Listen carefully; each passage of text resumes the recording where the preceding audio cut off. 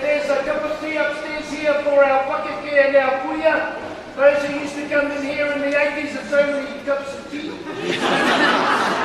And ko te pāni katai mai te unua, all the kua wānanga, can you please go back? But before we do that, this is an opportunity on our behalf. There was a really long walk here, Mama. It was a really long walk, and many of you came in, you looked at Korokukaki from the Papaio to here. Many supported, many gave kaha. And this is our opportunity for you to say thank you so much.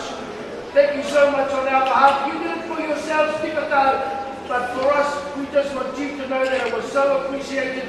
And what a great day to be from Te Arawa. What a great day to be from Rotorua. What a great day for us all. Tēnā koutou. Thank you so much, tēnā koutou.